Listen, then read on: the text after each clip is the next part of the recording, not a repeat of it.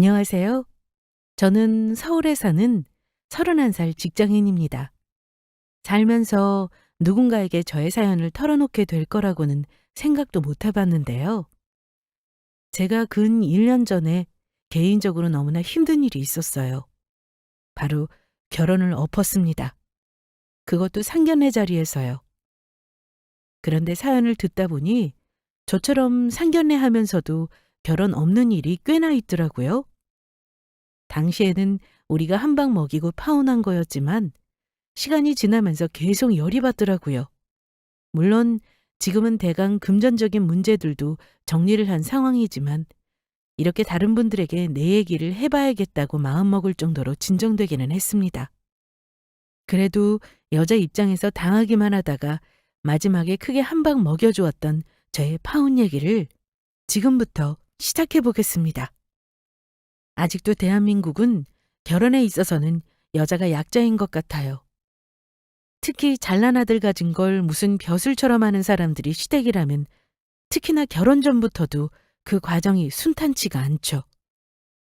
불행하게도 제가 2년 동안 만나고 결혼을 결심한 사람이 그런 경우였습니다. 파혼 이후 한동안은 그 남자친구에게 연락이 계속 왔었습니다. 저는 딱 잘라 거절했지만 그 사람은 쉽게 저를 놓지를 못하는 듯 했어요. 제가 정말 좋아서 그런 건지 저의 조건을 포기 못하는 건지 솔직히 헷갈리더라고요. 우리 엄마랑 누나들이 너한테 실수한 거 내가 다 갚아줄게. 네가 원하면 절연까지 할 수 있다니까? 제발 수연아, 너랑 나랑 이렇게 파혼하는 게 말이 되냐? 너는 나보다 더 괜찮은 사람 만날 수 있을 것 같아? 그건 내가 하고 싶은 말이야. 오빠야말로 나보다 괜찮은 사람은 앞으로 절대 못 만날걸? 그걸 아니까 지금 매달리는 거잖아. 미안한데 오빠, 나는 뻔히 보이는 결혼 생활 할 마음 없어. 내가 오빠랑 결혼해서 오빠네 집 호구로 살 일 있어? 진짜 그만하자. 그리고 충고하는데 오빠는 누나들이랑 엄마 제대로 끊어내지 않으면 앞으로 장가가기 힘들겠더라. 내 말 명심해. 몇 번의 내침 끝에 결국은 본인도 포기하긴 했지만 그 과정이 저로서는 그다지 유쾌하지는 않았습니다. 어쨌든 사람에게 싫은 소리를 해야 하니까요. 아마 그 사람 집에서 자기 집 잘난 아들이 저에게 내내 매달리며 결혼하자고 한 거 알면 속이 뒤집어질 일이겠죠? 저와 결혼할 뻔한 남자친구는 소위 말하는 엄친아였습니다. 일남 이녀 중에 막내였는데 집에서 아주 귀한 아들인 만큼 부모님들이 공부든 운동이든 뭐든 잘하는 사람이 되길 바라서 투자를 많이 했다고 했어요. 솔직히 학벌 좋고 인물도 좋고 게다가 저 만날 때는 말하면 다 아는 누구나 부러워하는 대기업에 다니는 사람이었고요. 나이도 32이니 얼마나 한창 때이겠습니까? 저랑 소개로 만났지만 모르긴 몰라도 아마 여자들에게 인기 꽤나 있었을 사람입니다. 하지만 저도 굳이 말하면 남자에 비해 꿀리는 조건은 아니에요. 저도 공부는 남자친구 못지않게 잘한 편이고 명문 여대 나와 언론사에 입사했어요. 제가 공채 합격을 대학교 4학년 때 해서 또래에 비해 연봉도 괜찮은 편입니다. 부모님은 저 어릴 때부터 사업을 하셨고 아빠는 본인 사무실에 서울에 있고 평택에 공장이 있는 나름 큰 사업체를 운영하세요. 위로 오빠가 하나 있는데 오빠가 아빠 사업을 이어받을 계획으로 아빠와 같이 일을 하고 있습니다. 저는 취직한 후로 본가에서 독립해 회사 근처에 따로 나와 살고 있는데 정말 감사하게도 아빠가 제 이름으로 마련해 주신 집입니다. 저는 회사 다니는 중에 같이 일하는 회사 선배 소개로 남자친구를 만났고요. 처음 만났을 때 바로 애프터 신청받았고 적극적으로 저를 마음에 든다며 사귀자는데 당연히 거절할 이유가 없었습니다. 주변에서 선남선녀라며 너무 잘 어울린다는 말 많이 들었어요.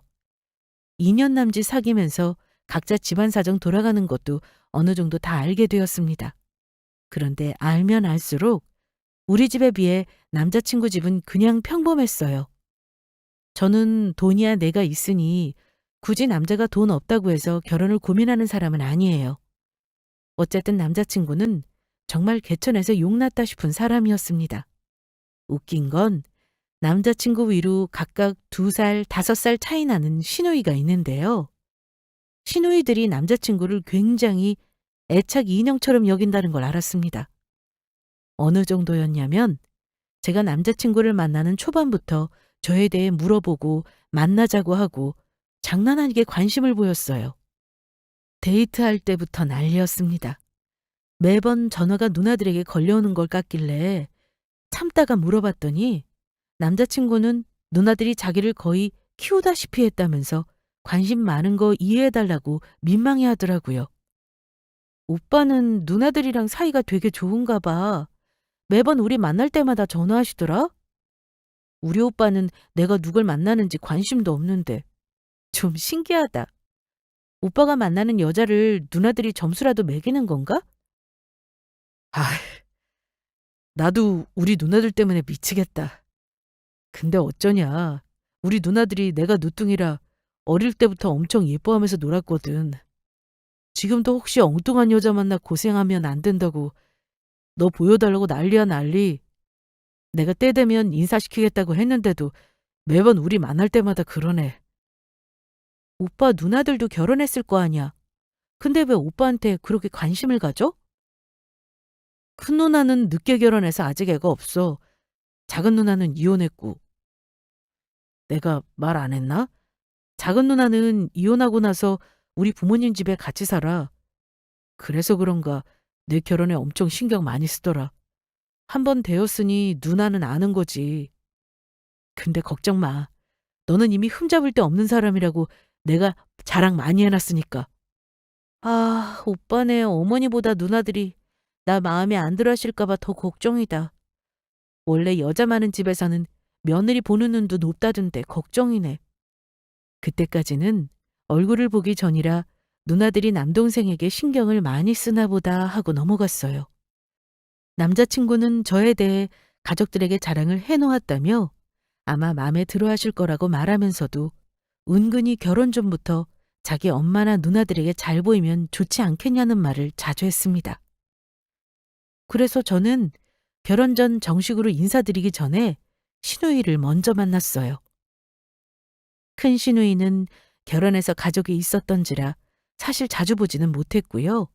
작은 시누이만 2번 봤습니다. 그런데 저는 솔직히 시누이 만나서 조금 놀랐었어요. 돌싱이라고는 들었지만 남자 잘못으로 이혼한 줄로 알았는데 만나보니까 왜 이혼했는지 알 것 같아서요. 남자친구에게 하도 전화를 하고 누나 노릇을 하려 들길래 저는 엄청 어른스러운 분일 거라 기대했는데 실제로 만난 모습은 전혀 달랐습니다. 일단 식사하자고 보기로 한 자리에 황당하게도 자기가 새로 만난다는 남자분을 데려오셨더라고요. 그날은 제가 식사를 대접할 생각으로 서울 시내 나름 유명한 갈비집을 예약했었습니다. 메뉴도 제가 아니라 미리 물어봐서 남자친구 누나가 직접 정한 거예요. 강남이라 단가도 꽤나 높은 식당이었는데 저는 예비신우 혼자 나올 줄 알았는데 요즘 만난다는 남자분을 데리고 나와서 솔직히 너무 당황스러웠습니다. 그런데 그 남자친구분이라는 사람이 자기 친구들을 불러도 되겠냐고 하더니만 금세 친구들을 2명이나 끌고 오더라고요.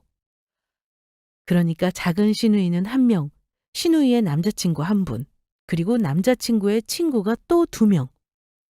이렇게 왔는데 보자마자 인사는 하는 둥 마는 둥. 대체 그 자리가 무슨 자리인지 알고는 온 건지. 그냥 먹으러 오라니까 배 채우러 나온 사람들처럼 인사만 하고 자리에 앉더니 먹기 시작하더군요. 전 그 상황이 너무 어이가 없었는데 그래, 이왕 이렇게 된 거 좋게 생각하자 마음 먹었어요. 그런데 먹다가 고기가 부족하면 예의상 더 시켜도 되느냐고 묻는 게 정상 아닌가요? 시누이는 마치 자기가 사는 것처럼 자기야, 고기 부족하지? 더 시켜. 더 시켜 먹어. 오늘 동생 커플이 산다고 했어. 이런 날 다시 안 온다. 기회 왔을 때 많이들 먹어. 와, 역시 재수 씨가 짱이네. 오케이, 그럼 등심으로 더 시킬까? 저한테 공치사를 하는 게 아니라 시누이에게 고맙다고 하더라고요. 저는 별로 먹지도 못했는데 그 자리에서 6명이 돈 100만 원어치 먹었습니다. 남자들이라 먹성도 좋더라고요. 공깃밥에 냉면까지 시켜서 아주 거덜을 내더라고요. 이것도 저한테 시켜도 되는지 묻지 않았고요. 남자친구가 아무리 자기 누나지만 한마디 할 줄 알았는데 가만히 있더군요. 그리고 다 먹고 나서 계산하는데 다들 딴청 피우고 저는 남자친구도 양심상 같이 보탤 줄 알았는데 저한테 해맑게 말했습니다. 수연아, 진짜 잘 먹었다. 우리 누나도 너무 만족하더라. 진짜 땡큐. 이러고는 저에게 계산을 시키더라고요. 계산하고 나오는데도 적어도 신우이가 말 한마디라도 할 줄 알았는데 나오자마자 신우이는 저를 흘기 쳐다보기만 하고 남자친구에게 말하더라고요. 현수야, 우리 지금 술 한잔 하러 갈 건데 너는 안 갈 거지? 나 오늘 카드를 안 가져왔는데 너 카드 좀 줘. 내가 이따 집에 가서 줄게. 저는 어처구니가 없어 웃음도 안 나왔습니다. 친구들은 실컷 얻어먹고 그래도 고맙다는 말은 하더라고요. 분명 자기 남동생 만나는 여자 얼굴 한번 보자고 만난 자리에서 이게 상식적인 행동이라는 생각은 들지 않았습니다. 남자친구는 제가 표정이 안 좋으니 계속 눈치를 보긴 했습니다. 오빠, 이 상황 대체 뭐지? 당신 누나 참 특이하시다. 나는 솔직히 남자친구 데리고 나온 것도 당황스러웠거든? 대체 말도 안 하고 나온 남자친구분은 뭐야? 자기 친구들은 오늘 이 자리에 왜 부르는 건데? 너무 경우 없다는 생각 안 들어? 나 꼭 당신 누나 호구 노릇한 것 같아. 내가 오늘 여기 고기 사려고 나온 건 아니잖아. 그리고 오빤 뭐야? 누나가 술 먹는 비용도 오빠가 카드로 내줘? 난 당체 이해가 안 간다. 당신 누나 옆에 있는 남자친구라는 사람은 대체 뭐고? 미안해. 나는 누나가 남자친구까지 데려올 줄은 몰랐네. 이왕 불렀는데 가라고 할 수는 없잖아. 다음에는 누나 남자친구가 대접한다고 아까 나한테 잘 먹었다고 인사하더라. 그러니까 마음 풀어. 누나가 원래 경우 없는 사람이 아니거든? 오늘은 왜 그러는 건지 모르겠다. 아마 너 옳게 될 사람이라 한번 테스트해보고 싶었나 봐. 테스트할 게 따로 있지. 뭘 그런 걸 테스트를 해? 사람 만나서 하나를 보면 열을 아는 법이잖아. 나한테는 당신 누나의 오늘 행동이 그다지 인상이 좋진 않아. 다음에는 이런 일 없었으면 좋겠다.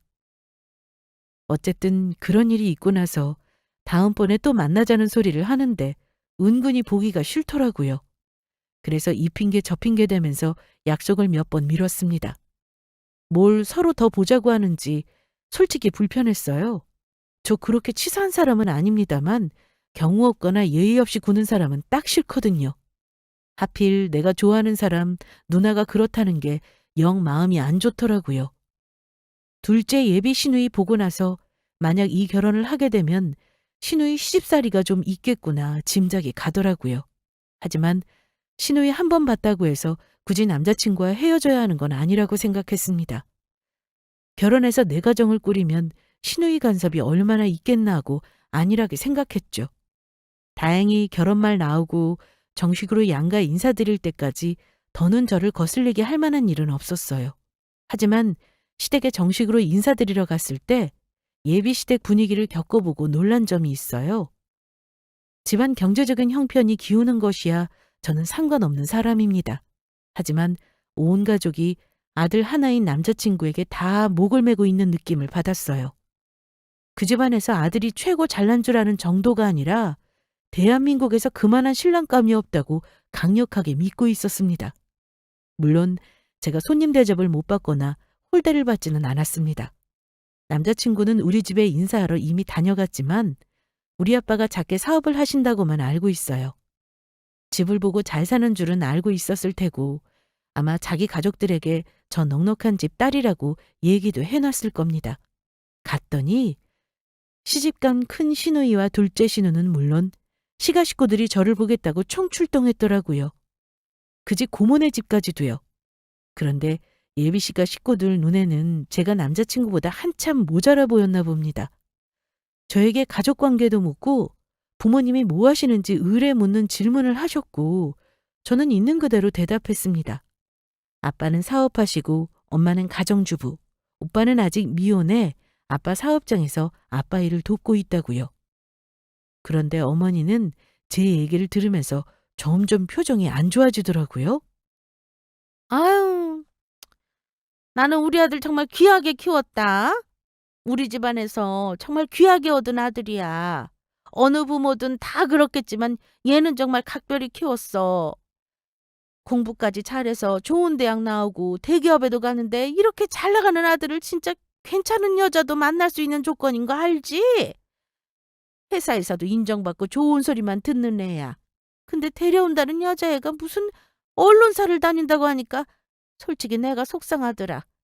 그런 회사는 결혼해서 애 낳으면 그만둬야 하는 곳이잖니. 어머니가 탄식하는 말하니까 옆에서 시누이들은 한술 더 떠서 말했습니다. 어휴, 그러니까 엄마. 내가 현수 진작에 여기저기 선자리 좀 알아보라고 하니까 지금은 늦었지 뭐. 이미 현수 옆자리 단단히 꿰찼구만. 나는 현수랑 2살 차이라길래 나이도 많다 싶어. 애 낳으면 결국은 우리 아들한테 기대서 살게 되겠지.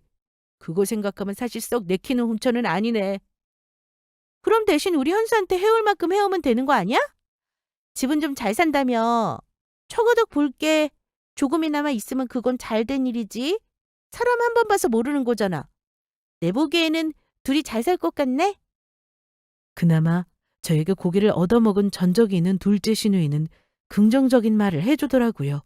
하지만 어머니와 시누이들이 하는 말을 들으면서 당황한 건 사실입니다. 저는 굳이 그 자리에서 아니다. 사실은 내가 이런 사람이고 우리 집은 어느 정도라고 변명하듯 말하지 않았습니다. 그냥 세 사람이 저를 두고 하도 황당한 말을 하니까 어디까지 하나 보자는 마음이 있기도 했습니다. 그나마 남자친구는 자기 엄마랑 누나 등살을 지겨워하며 말리긴 했네요. 아, 엄마, 누나! 이제 그만해. 사람 앞에 놔두고 무슨 그런 소리를 해. 수연이도 집에서 귀한 자식이고 잘난 자식이에요. 나랑 비교해도 꿀릴 거 전혀 없다니까? 나 잘난 거 하나 없으니까 제발 쓸데없는 아들 부심 부리지 좀 마세요. 아이고, 벌써부터 자기 마누라 될 사람 역성 드는 거야? 지금도 이러는데 나중에 결혼하면 아주 마누라 치마폭에 둘러싸여서 꼼짝 못하겠다. 네가 중간에서 잘해야 하는 거야. 올케랑 엄마 사이 안 나빠지게 하려면 네가 중간에서 중재 잘해라. 누나, 내가 잘하길 바랄 게 아니라 누나들만 가만히 있으면 아무 문제 없는 거 아니야?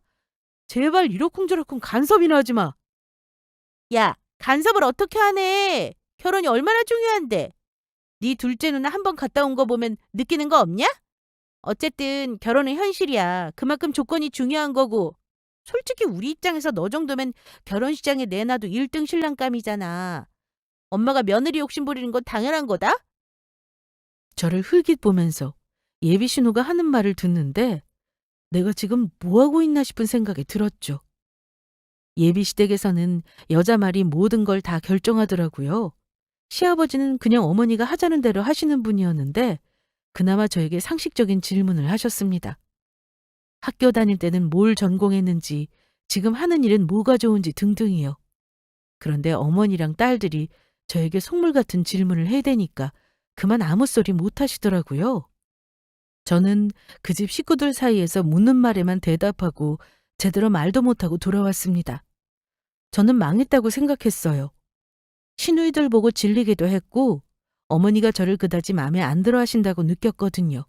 그런데 의외로 상견례 날을 빨리 잡으라고 하셨습니다. 솔직히 상견례하고 나서 저는 결혼에 대해 생각이 좀 많아졌어요. 노골적으로 며느리에게 바라는 게 많다고 느껴져서 부담스러웠고요. 역시 사랑만으로 결혼하는 건 대한민국에서 어려운 일인가 싶었는데요. 외려 인사드리고 나서 시댁에서는 제가 마음에 들었는지 나를 잡으라고 하시더라고요. 저는 예비 시모와 시누이들을 생각하면 속이 답답했지만 남자친구가 그때까지만 해도 중간에서 노력을 많이 했어요. 우리 부모님께 말 안 해도 자기가 알아서 연락드리면서 사위나 다름없이 굴었고요. 당연히 우리 부모님은 남자친구를 예뻐하셨습니다. 친정엄마는 시누이가 둘이라고 얘기를 듣고 처음에는 걱정하셨지만 제가 굳이 그간 있었던 일을 말씀드리진 않았습니다. 굳이 시시콜콜 예비 시댁에 대해 안 좋게 말해서 선입견을 가지는 건 아니다 싶어서요. 물론 지금 생각하면 하나부터 열까지 엄마에게는 상견례 전에 다 말했어야 한다고 생각합니다. 한동안 마음이 갈팡질팡했던 게 사실인데 남자친구를 보면 또 믿음이 갔어요.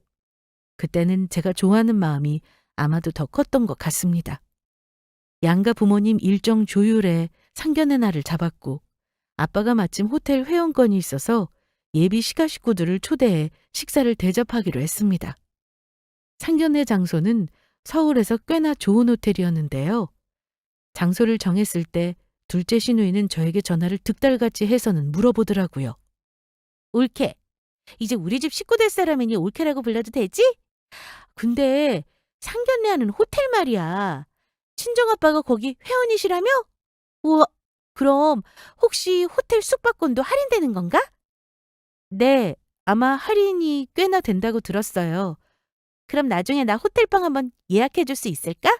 뭐 기왕이면 상견례 전에 한번 해주면 좋겠는데. 아, 근데 형님, 아빠가 지금 해외 출장 중이셔서요. 회원이 직접 예약을 해야 하는데 지금은 어려울 것 같아요. 나중에 상견례하고 나서 제가 아빠한테 부탁해 볼게요. 정말 그래줄 수 있어? 약속하는 거다? 와! 올케 덕에 저런 특급 호텔에서 한번 묵어보겠네. 알고 보니 올케네 아버지 되게 능력자시네? 우리 동생이 장가 잘 가나 봐. 하도 올케 자랑을 하길래 긴가민가 했는데 진짜 잘 사는 집딸 맞는가 봐. 신우의 말에 저는 그저 대꾸 없이 웃을 수밖에요. 거기다 대고 맞습니다. 저 부잣집 딸이에요 하고 말하는 것도 참 우스운 일이잖아요. 아무튼 예비 시누이는 이미 상견례 전부터 저에게 저런 요구를 했었네요. 상견례 전 예비 시댁에서는 이미 결혼한 테 아들에게 집을 해주실 여유는 없다고 했어요. 하지만 우리 부모님은 요즘 세상의 남자라고 해서 결혼 자금 많이 부담할 필요는 없다고 하시며 모자라는 건 보태주시겠다 하셨습니다. 그래서 제가 원래 살던 집은 세를 놓고 세 넣은 보증금과 부모님이 보태주시는 돈까지 합쳐 서울 인근의 신혼집을 얻기로 했습니다. 남자친구 입장에서는 완전 땡큐였죠. 집을 여자 쪽에서 해가는 만큼 예물이랑 예단은 아주 간소하게 하거나 생략하기로 합의했고요. 이 부분은 상견례 전에 미리 양가 부모님께도 전부 양해를 구했습니다. 어쨌든 어찌어찌 상견례 날이 다가왔는데 우리 집에서는 네 식구가 나가기로 했습니다. 그런데 예비 시댁에서는 무려 대가족이 총출동한다고 들었습니다. 첫째 시누이 남편과 초등학교 아이 둘에, 둘째 시누이와 남자친구, 그리고 예비 시부모님과 심지어 고모댁 가족까지도요. 그 수가 도합 14명. 솔직히 저는 여기서부터 짜증이 나는데요. 우리 친정아빠는 와서 축하 많이 해준다면 분위기도 더 좋지 않겠냐며 좋아하셨습니다. 아빠는 제가 예비 시댁에 관심을 많이 받는다고 생각하시더라고요. 그런데 하필 상견례 전날 아빠 회사에 급한 일이 터지는 불상사가 생겼습니다. 아유, 수연아, 이 일을 어쩐다지? 사돈댁의 예의는 아니다만 아빠가 오늘 급하게 지방 내려갔다가 어떻게든 내일 점심시간에는 맞춰서 올라와 보마. 김서방이랑 시댁에는 잘 좀 말씀드리고 양해 구해놔. 최대한 시간 맞춰보마. 어쩔 수 없죠, 아빠. 못 오시는 것도 아니니까 괜찮아요. 그 정도는 아마 이해해 주실 거예요. 우리가 대접까지 하는 건데 당연하죠. 제가 잘 말씀드릴게요. 이런 이유로 아빠는 상견례 때 처음부터 시댁 식구들과 인사를 나누지 못했습니다. 그런데 예비 시가 식구들 참 예의가 없다고 느낀 게요. 막상 상견례 장소에 도착하니 예비 시모 쪽 외가 식구인 이모 댁까지 나와 있어서 굉장히 당황했습니다. 예약한 인원과 달라서 부랴부랴 좌석을 준비했는데 이미 그때 우리 엄마는 표정이 그다지 좋지 않으셨어요. 하지만 예비 시댁 쪽에서는 우리 아빠가 제 시간에 오지 않으신 사실을 은근히 자기네 집안 무시한다고 생각하셨는지 한마디 하고 넘어가시더라고요. 이런 일륜지 대사에 바깥 사돈이 늦으시다니요. 설마 일부러 그러시는 건 아니겠죠? 솔직히 좀 당황했습니다. 이런 자리가 두 번 있는 것도 아닌데 말이죠. 우리 식구는 새아가 궁금해서 아주 온 가족이 다 온다고 하는 거 말려도 이 정도랍니다. 아유, 죄송합니다. 회사에 무슨 사고가 생겼다고 해서 어쩔 수가 없었네요. 아마 많이 늦지 않겠다고 했으니 곧 올 거예요. 그때까지 우리끼리 식사하면서 얘기 나누시죠? 오늘 보니 식구들이 참 많으시네요. 예비 며느리한테 관심을 다들 많으신가 봐요. 우리 딸이 참 다복한 집안에 시집가나 봅니다. 형식적인 인사와 상대방 자식 자랑이 몇 마디 오가긴 했습니다. 그래도 시어머니는 딸 잘 키워주셨다는 말씀까지 하시더라고요. 예비 시모 그 말에 엄마도 조금 전 식구들이 너무 많이 와서 당황스러웠던 기색을 금세 감추셨습니다. 그런데 그날의 상견례는 시작만 좋았을 뿐이었습니다. 온 가족이 출동한 시댁에서는 우리 아빠가 없어서 더 쉽게 본 건지 각자 예비 시댁을 띄워주며 제가 시집을 잘 오는 거라며 주접을 떨기 시작했습니다. 처음에는 앞에 앉은 이모라는 사람이 마치 바람이라도 잡듯이 저를 위아래로 싹 훑어보더니 이러시더라고요. 우리 예비 조카 며느님이 아주 퐁을 잡은 거지. 솔직히 우리 조카만한 남편과 만난 건 퐁 잡은 거 아니야? 나이 30에 어린 사람도 아니구만. 우리 아가씨 아주 퐁 잡아서 팔자 펴겠다. 우리 현수 같은 애를 어디서 만나겠어요. 댁에서는 정말 1등 사위 데려가는 겁니다. 그분 말이 끝나자마자 맨 끝에 말 맞게 생긴 고모님도 한 소리 거들더군요. 맞아요. 우리 현수 솔직히 가만히 있어도 혼자 하려는 집이 얼마나 많았게요. 대기업 다니지 명문대 나왔지 뭐 하나 나무를 데가 없죠. 우리 현수 정도면 되면은 처가에서 집만 해줄 게 아니라 차도 해줘야 맞지. 안 그래요? 자기들끼리 남자친구를 칭찬하길래 우리 엄마도 적당히 맞장구 쳐드렸습니다. 예비 시부는 가족들이 너무 아들을 치켜 세우는 게 불편하셨는지 예비 시모 옆구리를 찌르며 입을 다물게 하라는 신호를 보내기도 했습니다. 그런데 시아버지 혼자만 불편해할 뿐 다른 시가 식구들은 오히려 한술 더 뜨더라고요. 거기까지만 했으면 그만해야 하는데 시누이들이 그 기세를 등에 업고 황당한 소리를 하기 시작했습니다. 근데 사돈어른, 애들끼리 예단념을 안 하기로 했다고 진짜 그렇게 할 생각은 아니시죠? 그래도 우리 집에서는 아들 장가 보내는 건데 예단이 하나도 안 들어온다니요. 그건 진짜 서운하네요. 저는 큰 시누이 말에 바로 대꾸했습니다. 그 문제는 이미 얘기가 끝난 거라서요, 형님. 집 해주시는 것도 감사한데 예단이라니요. 저도 예물 필요 없고요. 둘이 간단히 반지만 하기로 했어요.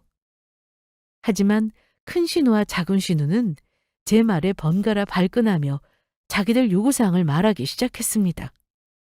그건 아니지. 둘이 얘기한다고 끝나는 문제야? 결혼은 집안이 하는 거야.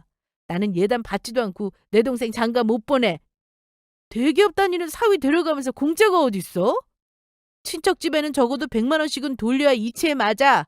그리고 나는 돈 말고 그냥 가방 정도로 하는 게 좋겠더라. 뭐더라? 요즘 그 샤넬 클래식 백? 그게 한 1,000만 원 돈이면 산다며. 평생 쓰는 가방 하나 해주면 좋겠어. 그럼 명품 가방은 무조건 우리 집 여자들한테 하나씩은 해줘야지. 나랑 엄마는 에르메스가 좋아서 그걸로 결정했어. 그것도 한 돈 1,000만 원 하는데 그 정도는 괜찮지 옳게. 저랑 엄마는 예비 신우들의 황당한 요구에 할 말을 잊을 정도였습니다. 예비 남편은 제가 얼굴이 구겨지는 걸 보고 뭔가 잘못되었다 싶었는지 누나들 입을 막으려 했지만 누나들은 자기들이 못할 말 했냐며 이런 문제는 상견례 때 확실히 해둬야 나중에 뒷말이 없다고 큰 소리를 쳤습니다. 그러다 보다 못했는지 예비 시부가 내내 불편한 얼굴로 계시다가 한마디 하시더라고요. 아이고, 너희들은 좀 가만히 있어. 현수 장가가는 문제는 지들이 알아서 하는 거지. 왜 너희까지 뭘 해달라고 설치는 거냐?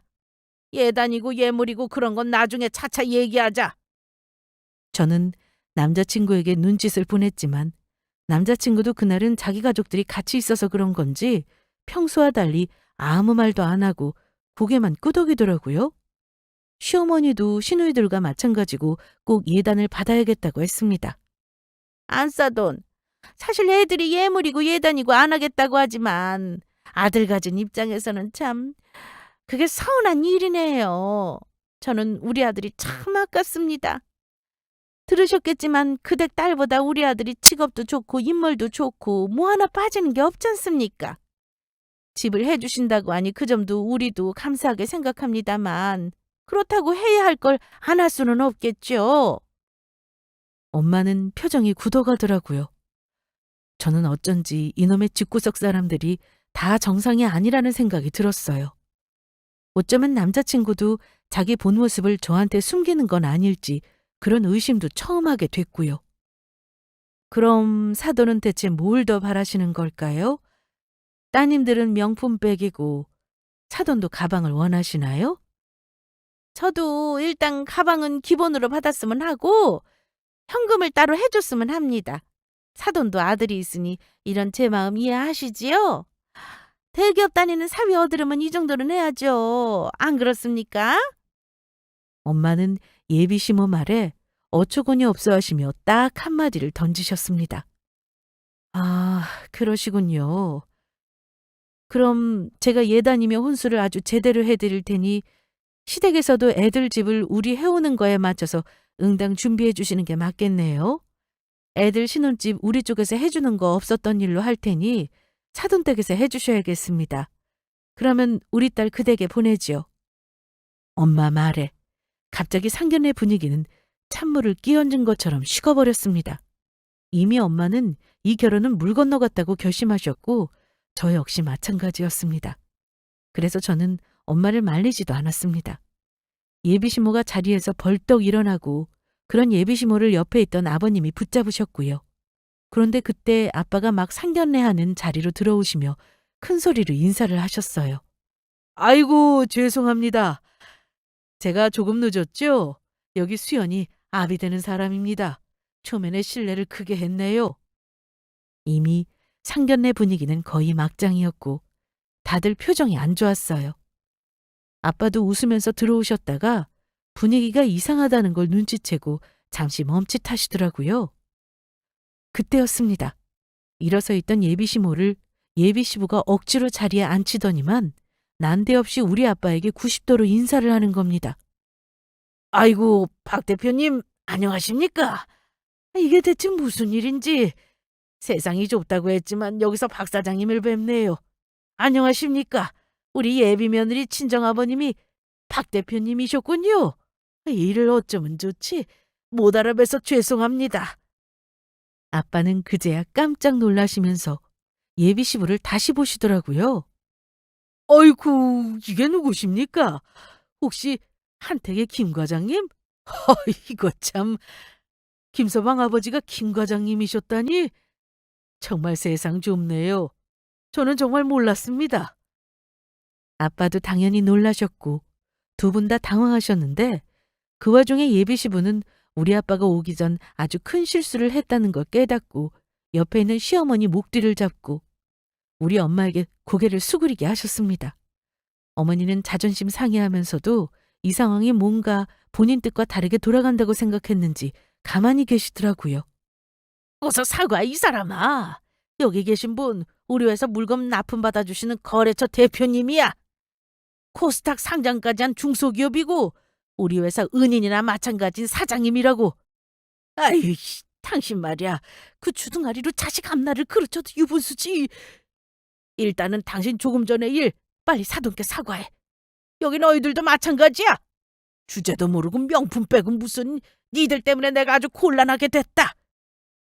조금 전 아빠가 오기 전에 그 집 식구들의 무례를 용서해달라고 하셨지만 이미 우리 엄마는 이 결혼 안 시킨다는 결심을 한 표정이셨고 물론 저도 마찬가지였습니다. 예비시모 역시 우리 아빠가 예비시부가 다니는 회사의 거래처 사장이라는 사실을 알고 굉장히 당황하셨고요. 제가 사업을 하신다고 말만 했지 어디 회사 대표라고 한 적은 없어서 다들 그날 우리 아빠의 정체를 알고 놀라신 듯 했어요.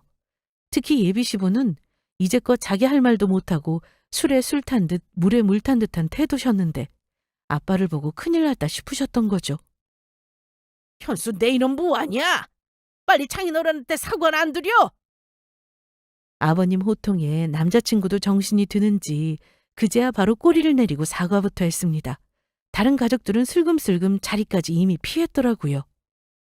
장인어른, 장모님, 제가 잘못했습니다. 저희 가족들이 너무 큰 실례를 했네요. 제가 어머니랑 누나들 대신 사과드리겠습니다. 진심으로 죄송합니다. 니들은 뭐하냐? 아까 가방 어쩌고 한 거 당장 물러! 얼른 사과해! 그러자 시누이들도 쭈뼛거리며 눈치를 보더라고요. 저기 사돈어른, 아까는 저희가 너무 건방졌네요. 아빠 회사 거래처 대표님이라뇨. 그렇게 대단한 집 딸이면서 왜 굳이 말을 안 한 건지. 이건 옳게도 우리한테 잘못했네요. 아무튼 실례가 많았습니다. 하지만 엄마는 굳은 표정으로 이렇게 대꾸하실 뿐이었습니다. 네, 그 사과는 받아두지요.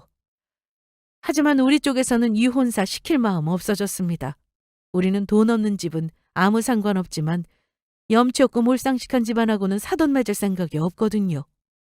오늘 상견례 자리는 없었던 일로 하시죠? 제 말이 굳이 토다실 분들은 없을 거라 생각합니다.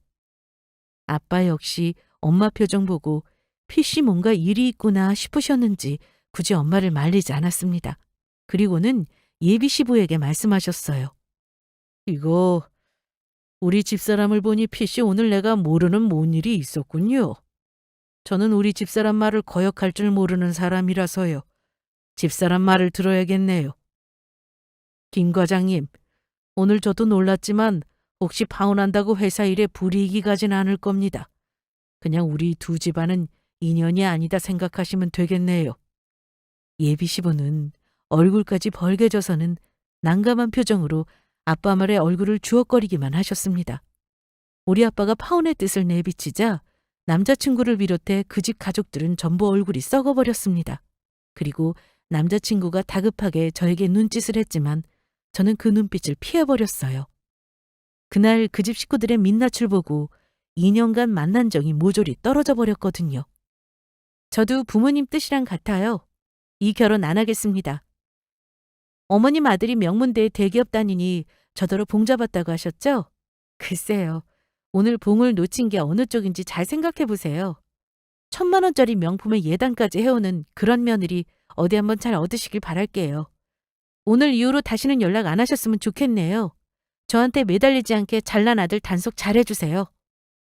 저는 마지막으로 할 말 다 하고 부모님과 상견례장을 나왔습니다. 황망한 표정의 시가 식구들은 우리 가족을 바라보기만 할 뿐 붙잡을 생각도 못하더라고요. 그때 다급하게 남자친구가 쫓아나왔습니다.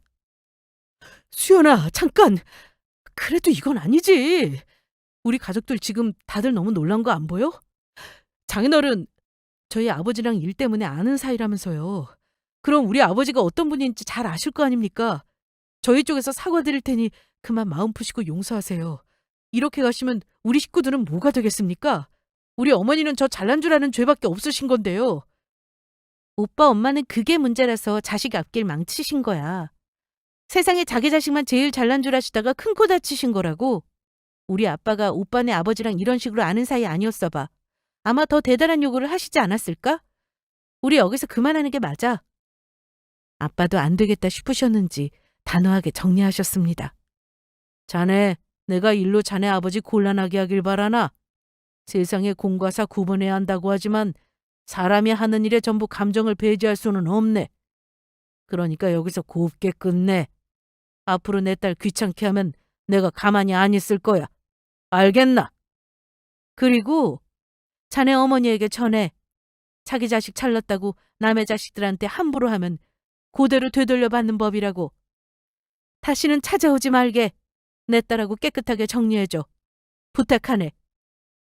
엄마 아빠의 단호한 모습을 보고 남자친구는 망연자실한 듯 서 있을 뿐이었습니다.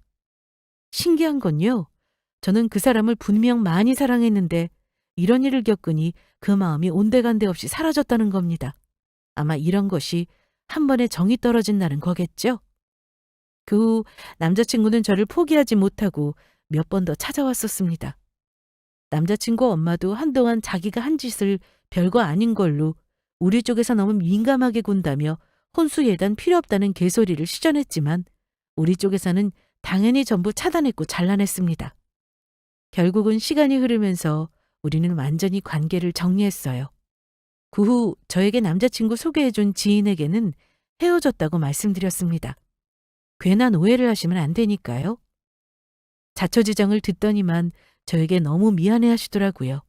하지만 남자친구 소개해준 선배님이 그 집 식구들 인성까지는 몰랐을 테니 그냥 남녀관계가 본래 이렇게 허무하게 끝날 수도 있는 것이고 인연이 아니라 생각하기로 했다며 담담하게 얘기했네요.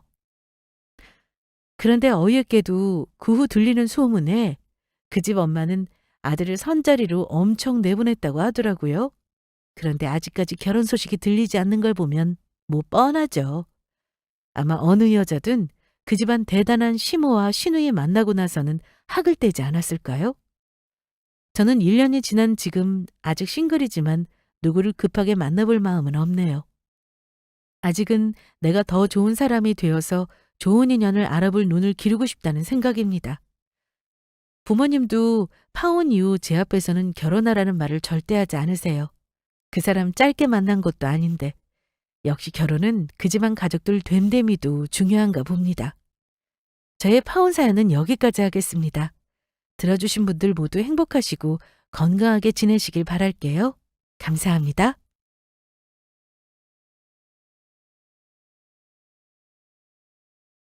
안녕하세요.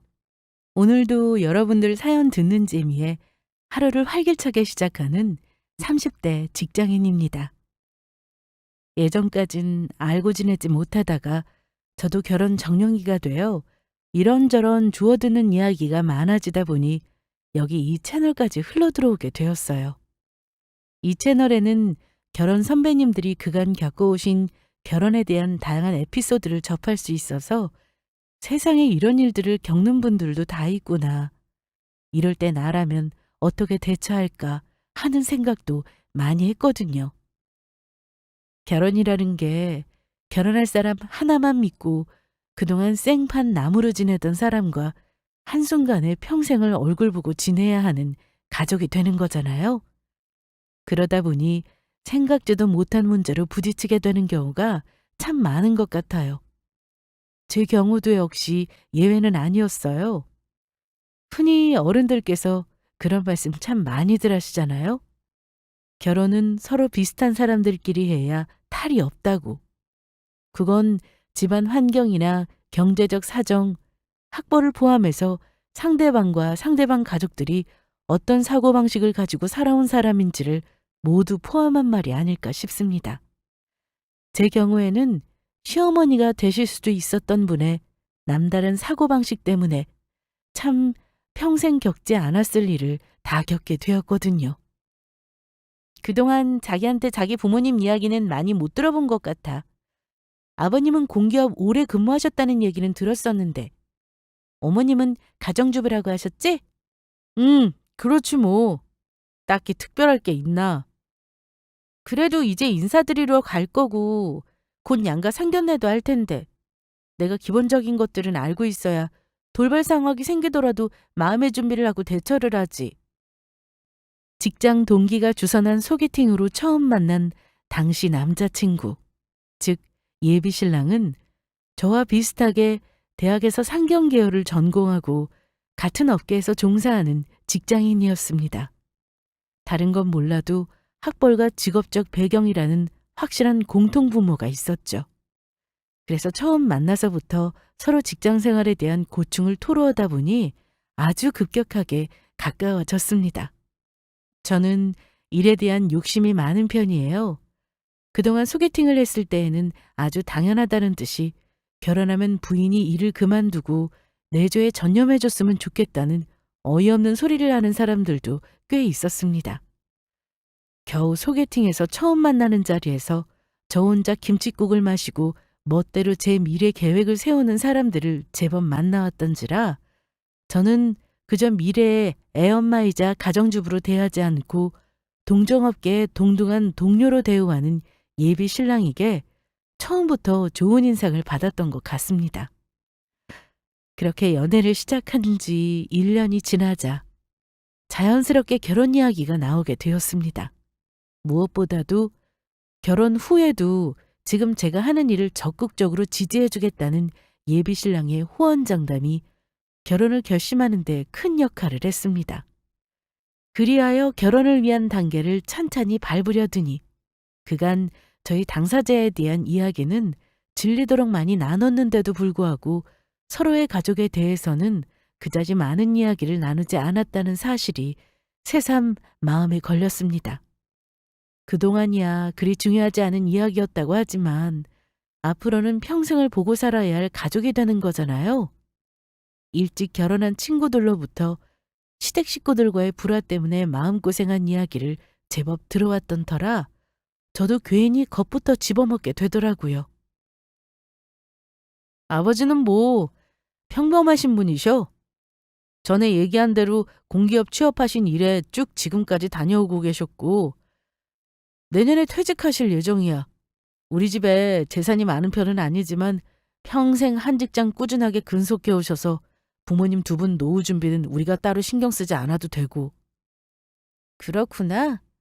요새 같은 세상에 한 직장에서 평생 근무하기가 쉽지 않은데 아버님 정말 대단하시다. 형님은 벌써 결혼하셨다고 했지? 응. 형은 직장 잡고 얼마 안 있다 바로 결혼해서 벌써 결혼 10년 차야. 형수님이랑은 사내 연애하셨고 지금은 형도 이직하고 형수님도 조카 낳고는 그만두셨지만 이쪽도 가족들 생활하기도 바빠서 자주 만나거나 그러진 못할 거야. 형도 형수님도 모두 성격 무던하신 분이라서 네가 걱정할 만한 일은 없을 거고. 그렇구나. 그럼 어머님은? 제가 가장 궁금했던 예비 시어머니에 대해 운을 띄우자 예비 신랑이 잠시 멈칫하더군요. 예, 제가 사실 이렇게 대놓고 시댁 식구들에 대한 호구조사 자리를 마련한 이유가 바로 예비 시어머니 때문이었어요. 사실 결혼할 때 시어머니 자리를 가장 신경 쓰게 되잖아요. 며느리 된 입장에서 가장 어려운 자리이기도 하고요. 예전에도 예비 신랑에게 은근슬쩍 예비 시어머니에 대해 물어본 적이 여러 번이었는데 그럴 때마다 항상 예비 신랑이 은근히 화제를 돌리고는 했던 것이 마음에 걸리던 차였습니다. 이제 더는 미룰 수 없으니 저도 알 건 알아야겠다고 생각했어요. 제가 좀처럼 물러설 기미를 보이지 않자 예비 신랑도 별 수 없다고 생각했는지 조심스럽게 운을 떼었습니다. 우리 어머니는 다른 건 그렇게 특별히 신경 쓸 만한 게 없는데 물건을 좀 따지셔. 물건? 왜 있잖아. 누군가를 대할 때 어떻게 갖춰 입었고 어떤 물건을 쓰고 이런 거. 우리 엄마가 좀 겉으로 보이는 부분에 치중을 많이 하시는 분이시거든. 쇼핑하는 것도 좋아하시고 신상이나 이런 것도 관심 많으신 편이어서 이것저것 잡지책 같은 것도 많이 보시고. 한마디로 겉보기에 그럴싸한 사람이랑 그렇지 못한 사람 대접이 다른 편인 모양이구만. 속으로 생각하고 있는데 제 눈치를 슬쩍 본 예비 신랑이 다급히 저를 안심시키려는 듯 말을 덧붙였습니다. 그런데 자기가 신경 쓸 만한 일이 있거나 그렇지는 않을 거야. 자기야 항상 깔끔하게 잘 갖춰 입는 편인데 자기 같은 사람을 트집 잡을 만한 일이 뭐가 있겠어. 안 그래? 예비 신랑이 저렇게 일부러 밑밥을 깔 정도면 정도가 심해서 그런 건 아닐까 싶긴 했지만 일단 만나보지도 않고 평가할 부분은 아니라고 생각해 일단은 그러고 넘어갔습니다. 그렇게 바쁜 직장 생활에 쫓겨 대수롭지 않게 예비 신랑이 했던 말을 넘기고 먼저 저희 집에 예비 신랑이 먼저 인사를 왔어요. 어서 와요. 우리 애가 그간 일 욕심이 너무 많아서 결혼 생각이 없어 걱정이었는데 마침 이렇게 우리 애를 잘 이해해 줄 수 있는 같은 업계 사람을 만난다고 하니 내가 엄마로서 너무 마음이 반갑네. 그동안 우리 애 힘들 때 옆에서 많이 도와준 걸로 알고 있는데 그것도 너무 고맙고. 과찬이십니다, 어머니. 제가 신영 씨한테 도움을 더 많이 받았어요. 젊은 사람이 싹싹하고 예의 바른 것도 너무 보기 좋구만. 앞으로 우리 신영이랑 같이 밥 먹으러 자주 놀러 와요. 저를 키우실 때 항상 제 의사를 최우선으로 존중해 주신 부모님답게 제가 결혼 의사를 밝히자 이번에도 역시 저희 부모님께서는 저를 믿어주셨습니다. 처음 보는 딸의 남자친구도 아주 살갑게 반겨주셨어요. 저 역시 저희 부모님과 훈훈한 분위기를 연출하고 있는 예비 신랑의 모습이 제법 흡족했습니다. 결혼까지 가기 위한 여러 개의 고비 중 하나를 아주 훌륭하게 넘었다는 생각에 안도감마저 들었습니다. 자기 부모님들 참 좋으신 분들 같아. 내가 긴장한 걸 눈치채셨는지 오히려 내 긴장을 풀어주시려고 더 신경 써주시는 게 눈에 보이더라고. 처갓집 처음 온다고 나도 모르게 긴장이 되긴 됐었던 모양이야. 그러게 내가 걱정할 거 없다고 그랬잖아. 진짜 걱정해야 할 건 나지. 아, 이제 내 차례네. 자기 부모님이 나 마음에 안 든다고 결혼 반대하시면 어떡해? 아유, 무슨 소리라는 거야. 우리 부모님은 나 얼른 장가보내 치우는 게 소원인 분이셔. 그런 걱정일랑 할 필요도 없으니까 긴장할 거 없어. 예비 신랑이 제게 호언장담을 했으나 그거야 예비 신랑의 입장이고 시부모님 처음 뵙는 자리인데 제 입장에서 긴장을 하지 않으려야 그러지 않을 수가 없었죠. 그래서 선물로 준비한 과일 바구니도 백화점에서 가장 좋은 것으로 준비하고 그 김에 예비 시어머니께는 예비 신랑의 조언을 받아 작은 스카프도 하나 따로 더 준비했습니다. 그렇게 드디어 예비 신랑의 본가로 인사드리는 날이 다가왔습니다. 어서 와요. 오느라 고생했어요. 예비 시아버지께서는 인상이 아주 서글서글하신 호남이셨습니다. 문 앞에서부터 환한 미소로 처음 보는 저를 반겨주시는 통에 그간의 긴장이 무색할 정도였습니다. 그 뒤에 서 계신 예비 시어머니께도 저는 한껏 웃는 낯으로 첫인사를 드렸습니다. 안녕하세요. 처음 뵙겠습니다, 어머님. 초대해 주셔서 감사합니다. 그래요? 어서 와요. 예비 시어머니는 예비 시아버지보다는 조금 까탈스러운 인상이셨어요. 찬찬히 제 머리부터 발끝까지 훑어보시는 시선이 느껴졌죠. 이를 눈치챈 예비 시아버지와 예비 신랑이 얼른 저를 집 안으로 들였습니다. 이 사람이 손님 오셨으면 어서 안으로 들이지 않고. 어서 들어와요. 이 사람이 아가씨 준다고 오늘 마시는 거 많이 준비했어.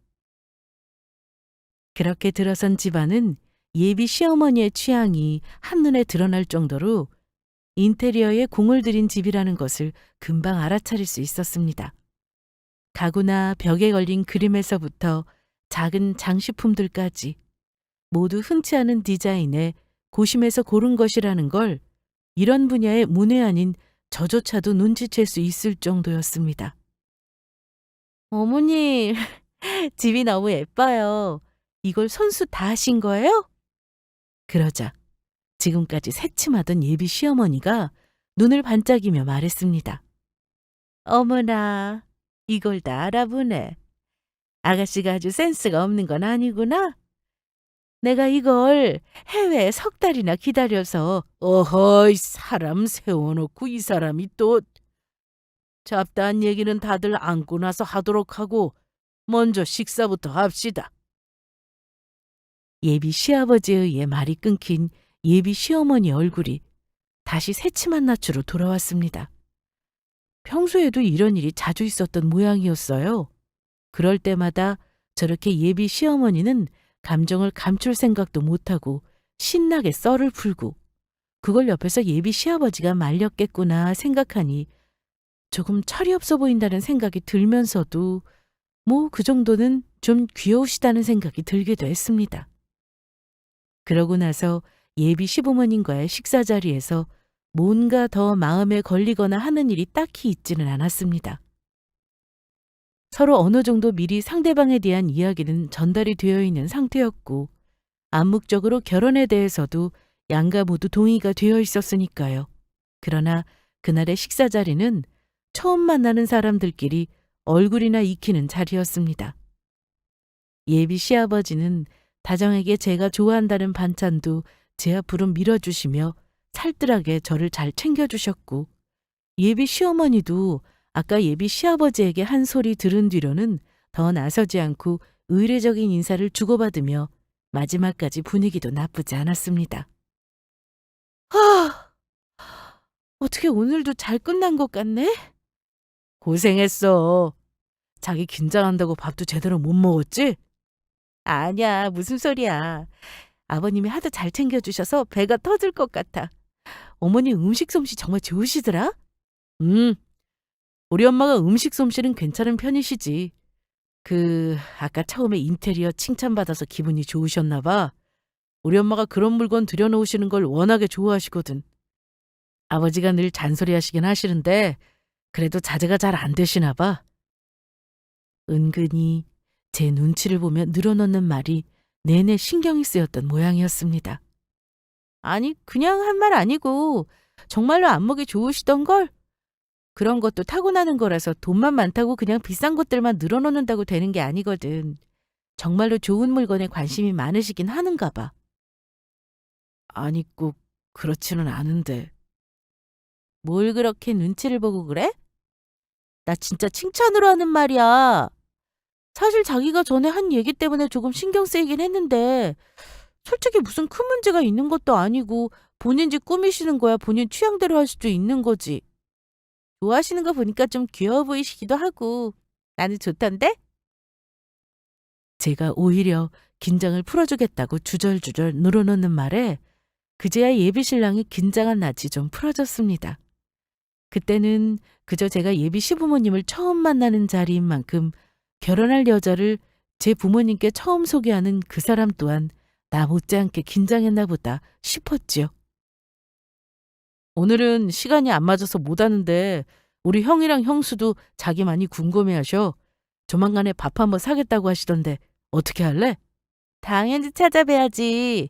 더 미룰 것도 없이 다음 주 주말에 시간 괜찮다고 하시면 바로 만나 뵙자. 나야 따로 형제도 없고 자기 형님이랑 형수님만 만나면 이제 중요하게 만나야 할 사람들 다 뵌 거잖아. 그치? 그렇지. 그럼 형이랑 약속 잡는다. 그렇게 예비 신랑이 형님 내외와의 만남까지 차례대로 순조롭게 진행되고 있었습니다. 처음 결혼을 결심했을 때 걱정했던 것과는 달리 양가 식구들과의 만남이 걸리는 부분 없이 좋은 분위기에서 진행되자 앞으로의 결혼 생활 역시 순탄할 것이라는 징조인 것만 같아 제 기분 또한 한없이 좋아졌습니다. 그렇게 그 다음 주말엔 예비 신랑이 형님 내외까지 뵙게 되었어요. 처음 만나뵌 형님 내외의 모습은 제가 그동안 꿈꿔왔던 이상적인 가정생활의 표본 같았습니다. 예비 신랑의 형님은 시종일관 부드럽게 대화를 이끌 줄 아는 자상한 남편이자 아빠였고 세련된 차림의 예비 동서 또한 친절한 말투에 인상이 좋았어요. 동생이 결혼할 사람이 궁금해 나온 자리에서도 질문은 선을 넘지 않았고 저에 대한 관심이 지대함에도 불구하고 형님은 무의식적으로 연신 예비 동서의 앞접시 앞에 음식을 가져다 날랐습니다. 결혼하신 지 벌써 꽤 되신 걸로 알고 있는데 예비 동서 역시 그런 형님의 행동을 익숙하게 받아들이는 걸로 봐선 습관이 된 모양이었습니다. 예비 신랑과 결혼하면 나도 저렇게 살 수 있을까 싶을 정도로 부러운 모습의 부부였습니다. 형님과 예비 신랑이 화장실에 간다며 잠시 자리를 비우고 단둘이 남게 된 상황에서도 예비 동서의 태도는 바뀌지 않았습니다. 여전히 제게 친절하고 상냥했어요. 형님께서 참 자상하신 것 같아요. 두 분 너무 잘 어울리셔서 아까부터 제가 계속 너무 부러웠어요. 영재 씨도 결혼하면 저한테 저렇게 잘해주려나요? 저희 시아버님도 그렇고 저 사람도 그렇고 기본적으로 자상하신 분들이니까 도련님도 앞으로 잘하실 거예요. 부드럽게 웃으며 대답한 예비 동서의 낯빛이 순간 어두웠습니다. 그 잠깐의 순간에 직감적으로 이걸 놓치면 안 된다는 생각이 들었던 건 제 촉이었달까요? 혹시 뭔가 걸리시는 게 있으신가요? 아, 죄송해요. 제가 잠시 생각을 좀 하느라. 도련님은 분명히 좋은 남편이 될 거예요. 지금까지 보고 배운 것들도 있고 저희 아이들한테도 참 잘하거든요. 본인 자식이 생기면 분명 좋은 아빠가 되겠죠. 그러더니 예비 동서가 잠시 말을 멈췄습니다. 저는 가만히 다음 말이 나오기만을 기다렸습니다. 다만 제가 결혼해서 살면 살수록 결혼이라는 게 참 당사자 두 사람만의 문제가 아니라는 걸 실감하는 일이 많아진 것 같아요. 저희 집에서야 우리끼리 지내는 게 더할 나위 없이 만족스럽지만 사람 사는 게 그렇게 우리 사는 것만 생각할 수가 없잖아요. 예비 신랑이 문제가 아니라면 예비 신랑의 가족들 중 누군가와 갈등을 겪고 있기라도 한 건가요? 좀 더 이야기를 들어보고 싶었지만 하필이면 그때 예비 신랑과 형님이 돌아오시는 바람에 이야기는 그렇게 끊어져 버렸습니다. 돌아오는 길에 생각이 많아지더군요. 예비 동서가 상대를 특정하지는 않았습니다만 누가 들어도 그 이야기에서 지칭하는 대상이 예비 시어머님은 어렵지 않게 알아차릴 수 있었을 겁니다. 애초에 예비 신랑의 식구가 많은 편도 아니었거니와 은연중에 시댁 식구들 중 남자들에 대한 예비 동서의 반응이 호의적이라는 건 쉽게 드러났으니까요. 저리 얌전해 보이는 사람이 대체 무슨 일로 예비 시어머니와 불편한 관계로 지내는 걸까 싶어서 신경을 쓰지 않으려야 그러지 않을 수가 없었습니다. 그래서 예비 신랑에게 물었죠. 혹시 자기 형수님이 어머님이랑 사이가 별로 안 좋으셔? 왜? 형수님이 뭐라고 그러셔? 대번에 예비 신랑이 날카롭게 물어봤습니다. 아니. 내가 자기하고 결혼하고 나면 입장이 제일 비슷한 게 자기의 형수님이잖아. 그래서 형수님이랑 어머님 사이가 어떤지 궁금하기도 해서 물었지? 서로 잘 지내셔? 그러자 내키지 않는다는 듯 예비 신랑이 더듬더듬 이야기를 시작했습니다. 사실 나야 여자들 문제니까 자세하게는 나도 몰라. 단지 결혼 초에는 형수님이 본가에 자주 가시는 것 같더니 조카들 낳고 바쁘셔서 그런가 이젠 본가에는 잘 안 들으시는 것 같더라고. 무슨 일 있으면 주로 형이 조카들만 데리고 가고. 그런데 그게 두 분 사이에 특별히 무슨 일이 있거나 그래서 그런 건 아닐 텐데 혹시 형수님한테 무슨 이야기 들은 거 없어? 자기도 모르는 걸 이제 처음 만난 나한테 말씀을 하시겠어? 그냥 물어본 거야, 그냥.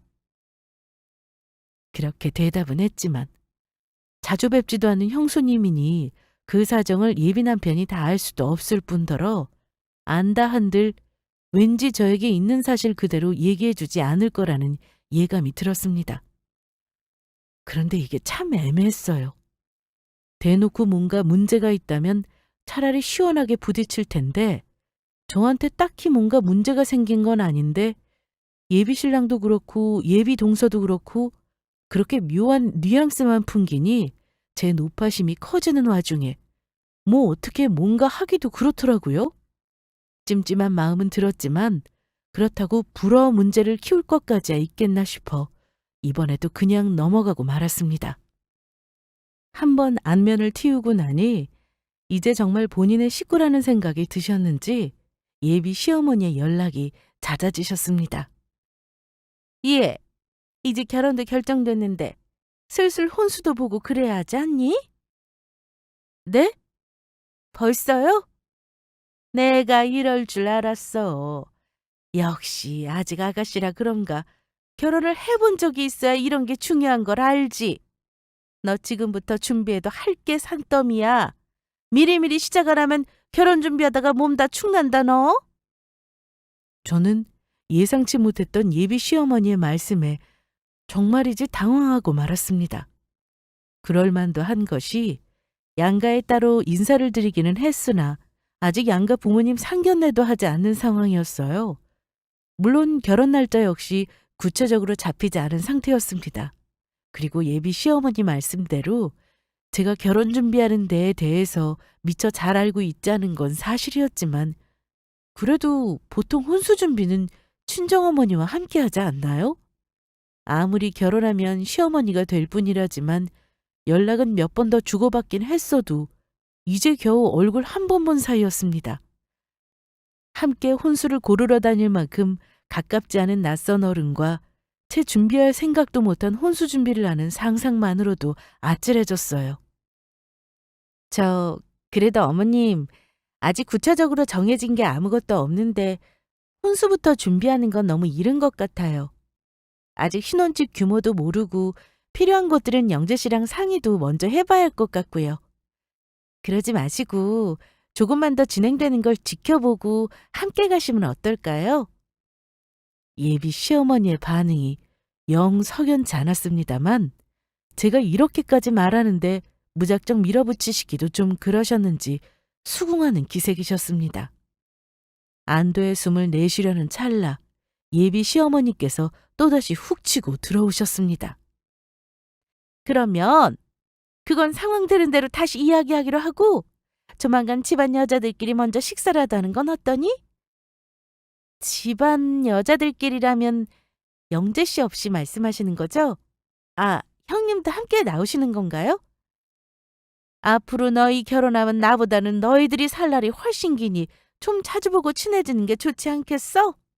네 형님한테는 네가 먼저 전화해서 밥 한 끼 사드린다고 운을 좀 띄워봐. 갑작스러운 예비 시어머니와 예비 형님과의 식사 약속에 형님께는 저보고 연락을 하라고요? 예상치 못하게 닥친 사태에 정신이 하나도 없었습니다. 하지만 예비 동서와 친해지는 게 좋지 않겠냐는 예비 시어머니의 말씀만큼은 틀린 것은 아니었기에 피하기도 그랬죠. 그렇게 얼결에 제가 직접 예비 시어머니와 예비 동서의 식사를 주선하는 모양새가 되고 말았습니다. 어머님이랑 식사요? 예비 동서도 갑자기 받게 된 제 연락에 무척 당황하신 눈치셨어요. 그러나 제가 거기서 뭘 어쩔 수 있겠습니까? 결국 예비 동서도 제가 한번 거쳐온 예비 시어머니의 제안을 거절하지 못하셨습니다. 그래, 앞으로 가족이 될 사이인데 진작 이런 자리를 만들어도 만들었어야 했어. 이렇게 여자들끼리 모이니까 얼마나 좋으니? 예비 시어머니는 무척이나 기분이 들떠 보이셨습니다. 집안에 죄다 시커먼 남자들 뿐이라 내가 그건 얼마나 갑갑했는지 몰라. 내가 무슨 말을 해도 이해도 못하고 결국 아무리 아들이라도 말 통하는 건 여자들끼리라니까. 그렇지 않니? 무슨 말이 통하는 건지는 저로서도 알 길이 없었으나 그저 예예 대답하는 동안 이게 무슨 일인가 싶었습니다. 큰애 너는 시어미가 그리 불러도 얼굴 한번 보기 힘들더니 그래도 새 식구 될 사람이라고 작은애가 부르니까 나오는구나. 오랜만이다 얘.